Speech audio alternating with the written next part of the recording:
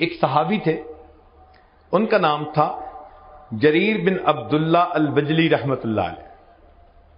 وہ جہاں بیٹھتے، جس مجلس میں بیٹھتے، نصیحت کی بات کرتے اور سب کو کہتے کہ بھئی میں نے نبی علیہ السلام سے بیعت کی تھی کہ میں سب کی خیر خواہی کروں گا۔ ان کا اپنا واقعہ ذرا سنیے، آپ کو لگے گا شاید کوئی دیوانہ آدمی ہے، مگر دیوانوں کی بات ذرا سنیے۔ گھوڑا خریدنا تھا، ایک آدمی کے پاس تشریف لے گئے، پوچھا بھئی گھوڑا دینا چاہتے ہو؟ اس نے کہا جی۔ کتنی پرائس؟ اس نے کہا جی میں 300 دینار میں یہ گھوڑا دے دوں گا۔ آپ نے گھوڑے کو دیکھا، فرمایا کہ نہیں، تجھے اندازہ نہیں، تیرا گھوڑا زیادہ قیمتی ہے۔ اب گاہک خود مالک کو کہہ رہا ہے کہ تیرا گھوڑا زیادہ قیمتی ہے۔ اس نے کہا اچھا آپ 400 دے دیں۔ پھر گھوڑے کو دیکھا، فرمایا نہیں نہیں، یہ اس سے بھی زیادہ قیمتی گھوڑا ہے، تجھے اندازہ نہیں ہے۔ وہ حیران، اس نے کہا اچھا جی پھر 500 دینار دے دیں۔ آپ نے پھر گھوڑے کو دیکھا، فرمانے لگے کہ نہیں، میری اسیسمنٹ یہ ہے کہ یہ اس سے بھی زیادہ قیمتی ہے۔ اس نے کہا جناب 600 دے دیں۔ فرمانے لگے بھئی میں سچ بات کہوں کہ میری اسیسمنٹ اس سے بھی زیادہ۔ اس نے کہا 700 دینار دے دیں۔ آخر پر فرمایا کہ مال تو تیرا ہے، مگر تجھے اپنے مال کی ویلیو کا صحیح اندازہ نہیں، میں تیرا نقصان نہیں کرنا چاہتا، میں تجھے وہ پیسے دوں گا جو میرا دل گواہی دے گا کہ اس کے ہونے چاہیے۔ چنانچہ 300 دینار مانگنے والے بندے کو 800 دینار دے کر انہوں نے گھوڑا خریدا۔ کوئی سوچ سکتا ہے کہ اتنی خیر خواہی تھی ایک دوسرے کی؟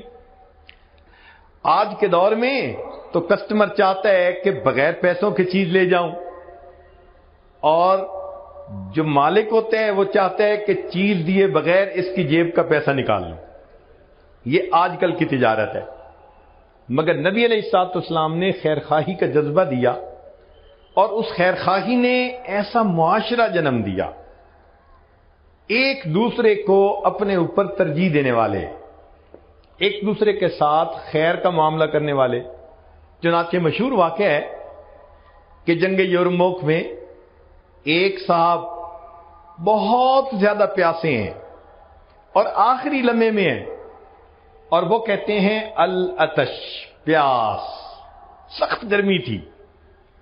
ان کے چچا زاد بھائی، ان کے پاس مشک تھی، وہ مشک لے کے پہنچے کہ ان کو پانی پلائیں۔ جب ان کو پانی پلانے لگے تو اتنے میں کسی دوسری طرف سے آواز آئی العطش، پیاس۔ تو انہوں نے اپنا منہ بند کر لیا اور سر ہلا کر اشارہ کیا کہ دوسرے کو پلاؤ۔ وہ دوسرے کے پاس گئے، اس کو پانی پلانے لگے تو تیسری طرف سے آواز آئی، انہوں نے بھی منہ بند کر لیا۔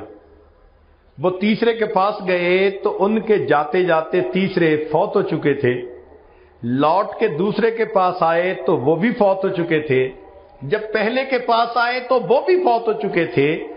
سوچئے اللہ کے حبیب صلی اللہ علیہ وسلم نے کیا خیر خواہی دی تھی کہ عین آخری وقت کی جو پیاس ہوتی ہے اس میں بھی وہ اپنے اوپر اپنے بھائی کو ترجیح دیا کرتے تھے۔ فرشتوں کو دکھانا تھا بشر ایسے بھی ہوتے ہیں۔ اللہ رب العزت نے اپنے حبیب صلی اللہ علیہ وسلم کو ایسی تعلیمات دے کر بھیجا، اور نبی علیہ السلام نے ایسی جماعت کھڑی کر دی کہ اصل مقصود یہ تھا کہ انسانیت کی عظمت واضح کرنی تھی۔ اللہ تعالیٰ فرشتوں کو دکھانا چاہتے تھے کہ دیکھو انسان ہو کر بھی ایسا ہوا جاتا ہے۔ فرشتوں کو دکھانا تھا بشر ایسے بھی ہوتے۔ چنانچہ ابوالسندوری رحمت اللہ علیہ کا مشہور واقعہ ہے کہ ایک مرتبہ حاکم وقت 4-5 علماء تھے، ان سے ناراض ہو گیا اور اس نے فیصلہ کیا کہ ان 4-5 کو بلا لو اور ان کو میں بس قتل کروا دیتا ہوں۔ چنانچہ ان کو گرفتار کر لیا گیا اور ان کو بادشاہ کے سامنے پیش کیا گیا۔ جب ان کو قتل کیا جانے لگا تو بادشاہ نے دیکھا کہ ابو الحسن نوری سب سے آگے ہیں، باقی لوگ پیچھے کھڑے ہیں۔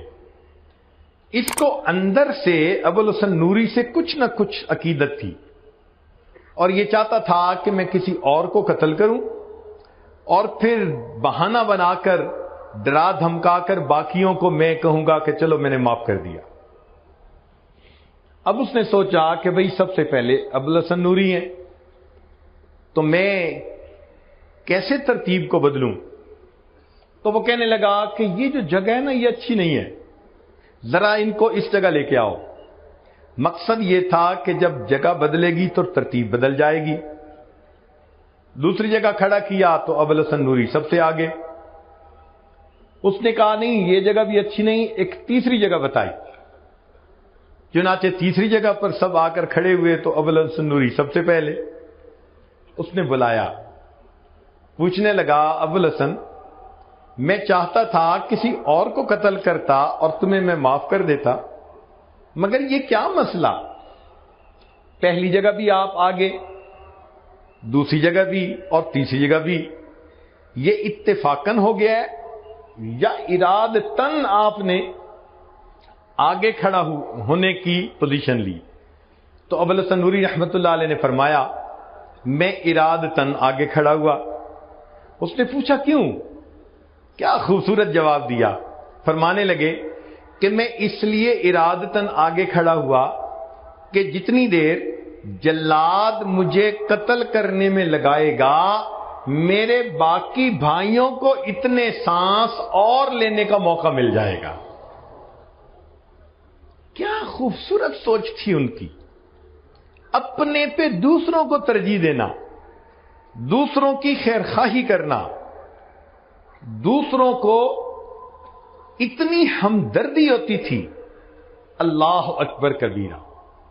چنانچہ امام اعظم ابو حنیفہ رحمۃ اللہ علیہ وقت کے اتنے بڑے فقیہ بھی تھے کہ امام اعظم کہلوائے، مگر ساتھ ہی ساتھ ان کی تجارت بھی تھی، کپڑے کی دکان بھی تھی۔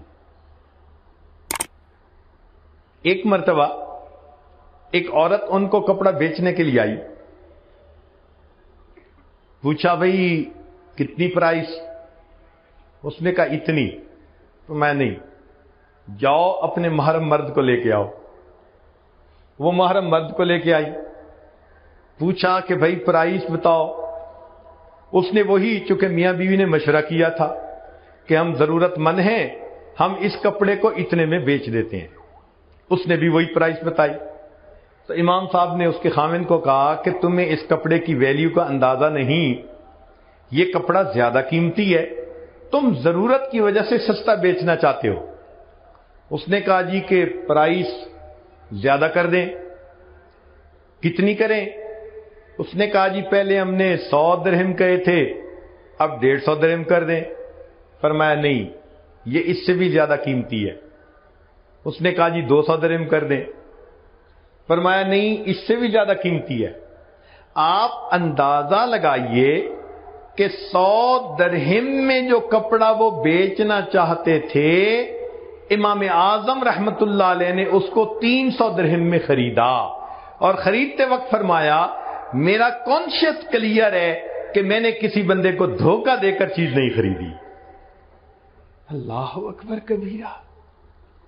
یہ کیسے حضرات تھے جو کسی کا برا چاہتے ہی نہیں تھے، سوچتے ہی نہیں تھے کہ کسی کا برا ہو، کسی کا نقصان ہو، وہ ہر ایک کا فائدہ چاہتے تھے۔ چنانچہ امام اعظم ابو حنیفہ رحمۃ اللہ علیہ ایک مرتبہ عصر کے قریب اپنی دکان بند کر کے گھر آ رہے ہیں، ایک صاحب سے ملاقات ہوئی۔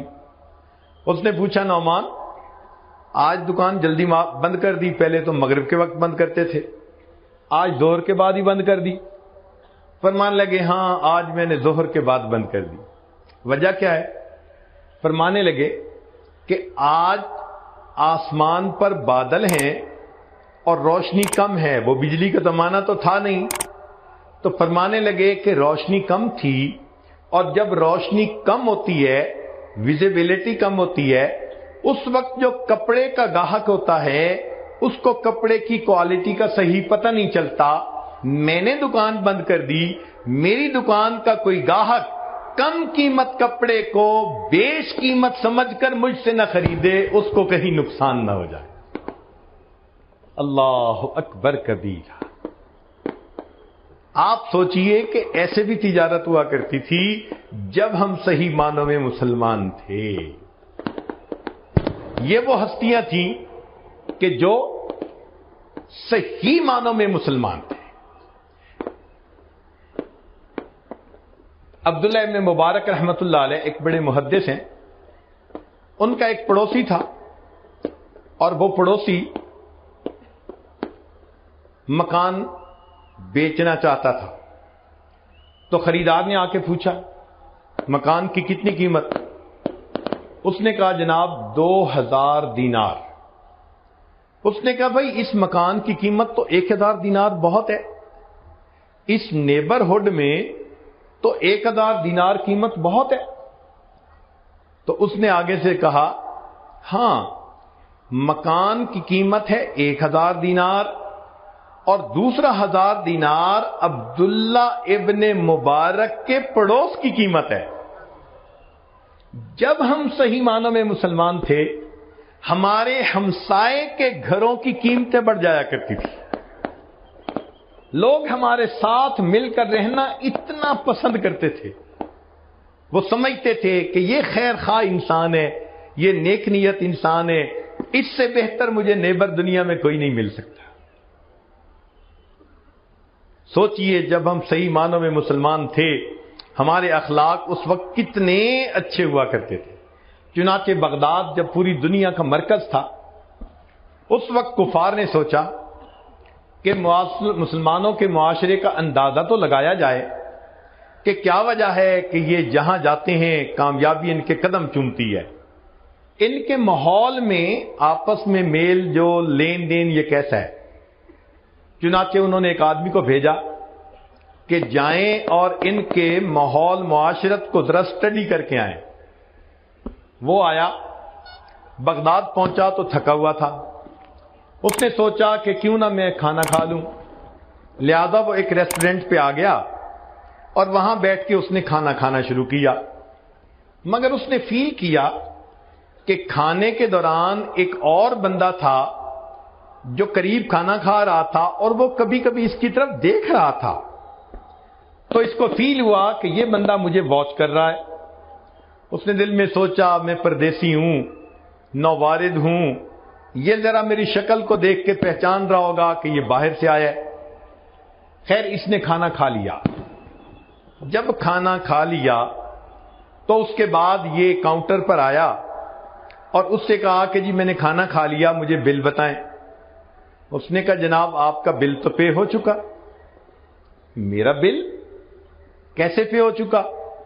اس نے کہا جب آپ کھانا کھا رہے تھے تو جو بندہ آپ کے سامنے قریب بیٹھا ہوا تھا وہ اپنا بل پے کرنے کے لیے آیا اور کہنے لگا کہ فلاں بندہ مجھے چہرے مورے سے پردیسی نظر آتا ہے, آج وہ میرا مہمان ہے, میں اس کے پیسے ادا کر دیتا ہوں.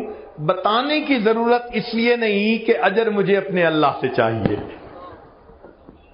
وہ حیران کہ اچھا یہ اتنے بھی خوش اخلاق لوگ ہوتے ہیں کہ انسان کے کھانے کی قیمت ادا کر دیتے ہیں اور شکریہ کا لفظ بھی سننا پسند نہیں کرتے کہ ہم نے تو اللہ سے اجر لینا ہے. آگے گیا, اس کو کوئی چیز خریدنی تھی. اس نے سوچا میں بازار سے وہ چیز خرید لیتا ہوں. چنانچہ وہ ایک دکان پر پہنچا اور دکاندار سے کہا بھئی آپ کے پاس فلاں چیز ہے؟ اس نے کہا ہے. جی آپ وہ چیز کتنے میں دیں گے؟ اس نے کہا میں 10 ریال میں دوں گا. بھئی مجھے دے دیجئے. کہنے لگے آپ ذرا میرے ساتھ کوآپریٹ کریں, سامنے جو دکاندار ہے نا آپ اس کے پاس چلے جائیں, یہی چیز آپ کو اتنی ہی پرائس میں وہاں سے مل جائے گی. وہ سامنے چلا گیا, وہاں اس نے جا کے وہ چیز مانگی, اس نے 10 درہم بتائے تو 10 درہم میں اس نے وہ چیز لے لی. لیکن اس کے ذہن میں خیال آیا یار پہلے دکاندار نے خود کچھ نہیں لیا اور مجھے دوسرے کی طرف ڈائریکٹ کر دیا، یہ کیا مسئلہ ہے؟ وہ لوٹ کے پہلے دکاندار کے پاس آیا اور اس دکاندار سے کہتا ہے کہ جناب آپ کے پاس چیز تھی نہیں یا آپ نے مجھے بیچی نہیں؟ اس نے کہا بھئی چیز تھی مگر میں چاہتا تھا کہ آپ سامنے والے دکاندار سے لیں۔ اس نے کہا کیوں؟ دکاندار تو اپنے گاہک کو دوسرے کے پاس نہیں بھیجتے۔ تو وہ دکاندار کہنے لگا اصل وجہ یہ ہے کہ آج میرے پاس اتنے گاہک آئے کہ میرے بچوں کا گزارا بڑا اچھا ہو جائے گا، میں دیکھ رہا تھا میرے اس دکاندار بھائی کے پاس آج کوئی کسٹمر نہیں آیا، میں نے سوچا آپ اس سے خرید لیں گے، اس کو کچھ منافع ہوگا تو اس کے بچوں کے لیے بھی آج کچھ انتظام ہو جائے گا۔ ایک وقت تھا اتنی خیر خواہی دل میں بھری ہوتی تھی کہ دو دکاندار ہمسائے میں ہوتے تھے، وہ ایک دوسرے کے اتنے خیر خواہ ہوتے تھے۔ یہ وہ ہستیاں تھیں کہ جنہوں نے دین کو سمجھا اور دین کو اپنایا۔ اللہ تعالیٰ چاہتے ہیں کہ میرے ایسے با اخلاق بندے دنیا میں ہوں تاکہ پتہ چلے کہ صحیح معنوں میں مومن مسلمان کون ہوتا ہے۔ فرشتوں کو دکھانا تھا بشر ایسے بھی ہوتے ہیں۔